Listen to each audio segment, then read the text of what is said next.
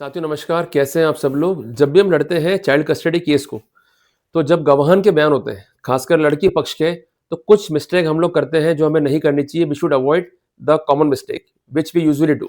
सबसे पहले जो उनकी थ्योरी है रिप्लाई में, उसका हमारे को देना है प्रॉपर रिजॉइंडर। कई बार ऐसा होता है कि वो गलत आरोप जो है आप पे लगा देंगे, झूठे आरोप जो है आप पे लगा देंगे, और इस बात की संभावना भी है कि दे मे फाइल द फॉल्स एविडेंसेस। अगर ये बातें आप ऑब्जर्व कर पाते हैं तो प्रॉपर जो है खंडन कीजिए। अगर आप नहीं देंगे रिजॉइंडर तो ये आपके लिए घातक रहेगा। क्लियर है बात ये। और रिजॉइंडर के लिए आपको रिलाई करना है ऑर्डर 8 रूल 9 सीपीसी पे।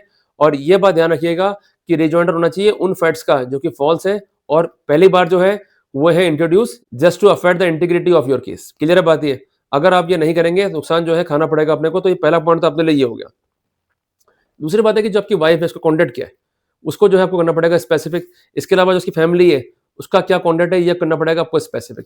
ये आपको मैं इसलिए कह रहा हूँ कि कई बार ऐसा होता है कि आपके आरोप होते हैं कि वाइफ जो है एडल्ट्री में, या वाइफ जो है झूठा केस कर रही है, या वाइफ अपनी मर्जी से पीर चली जाती है। उसका कोई भी जो ध्यान है वो टूवर्ड्स द दाम्पत्य संबंध नहीं है, तो वहां पर हम जो है फायदा ले सकते हैं। बट आपको ये बात विशेषता ध्यान रखनी है कि जब भी कॉन्टेक्ट को आप रिफ्लेक्ट करेंगे तो अपने अवर्मेंट को आप सपोर्ट करें विद द एविडेंसेस। अगर आप नहीं करेंगे तो आप मारे जाएंगे।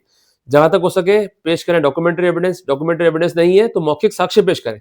पर साक्ष्य के बगैर आप लोग सिर्फ अवर्मेंट दे रहे हो तो वो अवर्मेंट, वो सबमिशंस किसी काम कर्म के लिए। उदाहरण के लिए आपकी पत्नी आपको मारती है, आपकी बेइज्जती कर रही है, आपको अब्यूज कर रही है, ये फैक्ट तो है पर एविडेंस नहीं है।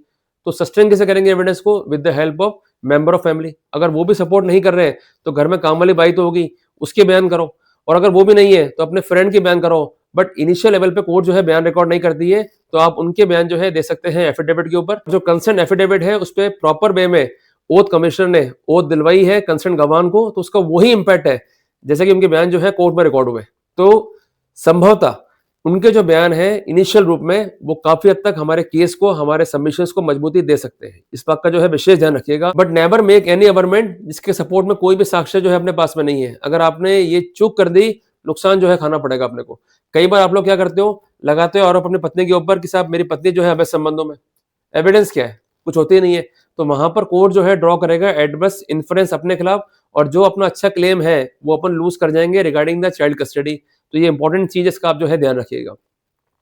इसके अलावा बच्चे का आपसे लव एंड अफेक्शन क्या है, बॉन्डिंग क्या है, ये काफी इंपॉर्टेंट है। उदाहरण के लिए जब तक बच्चा पास में था आपके या आपकी फैमिली के, उसको दर्शाने वाले वीडियोग्राफ, फोटोग्राफ जो है पेश करें। जब चला गया बच्चा माँ के पियर में, बच्चे से आपकी हो रही बात वीडियो कॉल पे, बच्चा उस समय रो रहा है और वो शो कर रहा है willingness to meet with you, to reside with you, और उस कॉल को आपने रिकॉर्ड कर लिया है। Again we are having the good evidences. तो हर एक पॉइंट पे हमें एविडेंस जो है कलेक्ट करते हुए चलनी है। और कई बार ऐसा भी होता है कि बच्चे से आप मिलते हो फिजिकली, उस समय उसका क्या इंटरेक्शन है, इस चीज को भी जो है रिकॉर्ड करते हुए चलना है। ये आपको मैं इसलिए कह रहा हूँ क्योंकि जब भी आप केस फाइल करोगे और बच्चा कोर्ट में आएगा तो डेफिनेटली वो ट्यूटेड होगा, उस पर कंपल्सन होगा, प्रेशर होगा, और उसको सिखाया जाएगा कि पापा से कोई बात नहीं करनी है, पापा जो है गंदे हैं। संभवतः बच्चे को वो टॉफी का या जो होते हैं खिलौने उसका भी जो है दे सकते हैं लालच।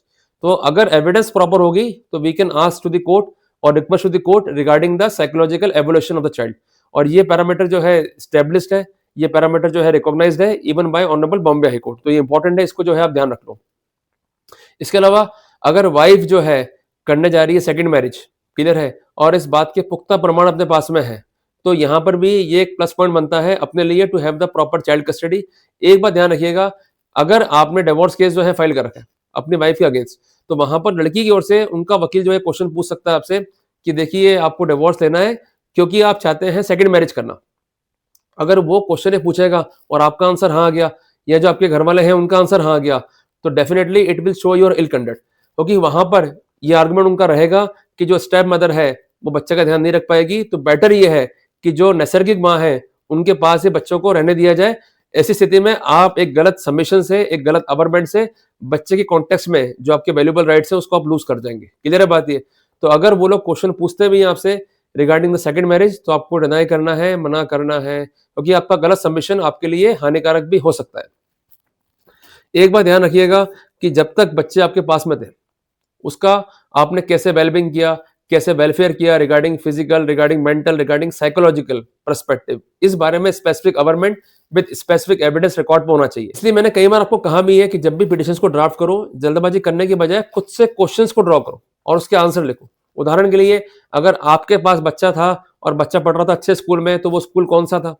आपने कितना फी जो है उसका पे किया और कैसे उस स्कूल में बच्चे का बेहतर विकास होता, इस बारे में निबंध लिखो, आंसर लिखो। और अभी जो है बच्चा माँ के पास में है, उसके पीयर में है, तो जिस स्कूल में वो जा रहा है, वो स्कूल कौन-सा है?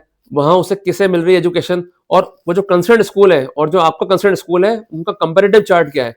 और कैसे आप ये कह सकते हैं कि जो कंसर्न्ड स्कूल है, जहाँ बच्चा पढ़ रहा है वर्तमान में, वहाँ पर बच्चे की ग्रोथ के और जो बच्चा डेवलप कर रहा है अपने आप को, उसके चांसेस जो हैं, वो लेसर साइड पे है। जब तक प्रॉपर एविडेंस नहीं होगी, याद रखना आप केस को नहीं जीत पाओगे। हम केस को हारते क्यों हैं? क्योंकि हम लोग प्रॉपर ड्राफ्टिंग करते नहीं है। हम लोगों को लगता है कि भाई केस फाइल कर दो, बयान दे देंगे, हम लोग जीत जाएंगे, ऐसा नहीं होता है। मजबूती के साथ पैरवी करनी है, मजबूती के साथ सारे फैक्ट्स को रखना होगा और सपोर्टिंग एविडेंसेस को भी रखना होगा। अगर ऐसा नहीं करोगे, केस को आप नहीं जीत पाओगे। इसके अलावा आपका इनकम स्टेटस क्या है, ये भी काफी इंपॉर्टेंट है। इसके अलावा बच्चे की हेल्थ को लेकर के आपने क्या प्रबंध किए? मैं बात कर रहा हूं रिगार्डिंग द मेडिकल केयर, इस पर भी आपको समुचित साक्ष्य जो है रखनी होगी। उदाहरण के लिए whether you are having medical policy और नॉट फॉर द चाइल्ड, काफी इंपॉर्टेंट चीजें हैं। ये वो बारीकियां हैं जो अक्सर हम मिस करते हैं और बाद में हमको जो है नुकसान फेस करना पड़ता है। फिर हमारे वकील साहब हमसे पूछते हैं कि भाई ये एविडेंस है कि आप बोलते हो हाँ है। फिर वो एविडेंस आप लेकर आओगे, फिर आपको पिटिशन को अमेंड कराना पड़ेगा। उसके बाद order 6 rule 17 CPC, order 6 rule 20 CPC compliances करनी पड़ेगी। फिर डॉक्यूमेंट को रिकॉर्ड पर रखना पड़ेगा, उसको बनाना पड़ेगा पार्ट ऑफ प्लीडिंग एंड अमरमेंट। उसके बाद जाकर आप एविडेंस को जो है लीड कर पाओगे। In the absence of that protocol आप एविडेंस भी लीड नहीं कर पाओगे। इसलिए पहले ही होमवर्क कर लो ताकि बार बार पिटिशन को अमेंड ना करना पड़े और हमको कोई परजुरी या पैनिक जो है कॉज ना हो। इसके अलावा कई बार अटैक ये भी होता है अपोजिट पार्टी के वकील साहब का कि आप तो कहीं और जॉब कर रहे हैं, बच्चे जब रहेंगे पीछे तो किसकी अभिरक्षा में रहेंगे, किसके सुपरविजन में रहेंगे। बनस्पत इसकी कि माँ जो है गृहिणी है, घर पे काम कर रही है, तो बच्चों का लुक आफ्टर टेक केयर जो है प्रॉपर कर पाएगी। तो आपकी एब्सेंस में बच्चे कैसे बढ़ेंगे, उनका कैसे लुक आफ्टर होगा और कौन रिस्पॉन्सिबल कस्टोडियन आपकी एब्सेंस में उनके रहेंगे, इस बारे में आपको समुचित साक्ष्य पेश करनी होगी। अगर नहीं करोगे या एविडेंस लैक करेगी तो साइकिल पूरा नहीं होगा, हमें बेनिफिट नहीं मिलेगा। क्लियर हो गया बात को? तो कुल मिलाकर के मैं आपको ये बात कह देना चाहता हूं कि जो भी केस आप पुटअप करें उसको सपोर्ट करें एविडेंस के साथ में, और जो केस ला रही है अपोजिट पार्टी अगर एविडेंस उसे पेश नहीं करी है तो आप ऑर्डर 11 रूल 12 सीपीसी पर रिलाई करें। डिस्पाइट ऑफ ऑर्डर या डिस्पाइट ऑफ सबमिशंस वो एविडेंस पेश नहीं कर रही है, we are having the plus point, we are having the advantage of section 119 of BSA. कई बार ऐसा होता है कि बच्चे जो है एक मैच्योर एज के हैं, तो कोर्ट जो है उनकी पूछता है प्रेफरेंस, तो उनकी बेसिकली फीलिंग क्या है, वो कहां पर फील करते हैं कंफर्टेबल, ये भी एक इंपॉर्टेंट चांस बनता है to have the proper child custody. तो जब भी हम केस को लड़ रहे हैं तो हमें इस साइकिल पे जो है ध्यान देना होगा और हमें प्रॉपर जो है सबमिशंस देने होंगे। और जो रिप्लाई अपोजिट पार्टी का है अगर वो वेग है और गलत एलिगेशन हम पे लगाए गए हैं तो आप प्रॉपर जो है करें रिजॉइंडर उसका। और एक बात ध्यान रखिएगा कि आपके अपने गवाह के बीच में कोई भी सेल्फ इनकंसिस्टेंसी या मेजर विरोधाभास नहीं होना चाहिए। अगर आते हो जीतना तो जो मैंने आपको उपाय बताए हैं, जो मैंने सबमिशंस दिए आपको, इसके लाइट में काम करो, definitely you will win. Clear है बात ये? तो इसलिए प्रयास करने होंगे पर सही दिशा में, सिर्फ कर्म करने से फल नहीं मिलेगा, कर्म भी करने होंगे सही दिशा में, तब जाके फल मिलेगा। क्लियर हो गया अपने को? तो जल्दी मिलेंगे अपन एक नए टॉपिक के साथ। टिल देन जय हिंद, जय भारत।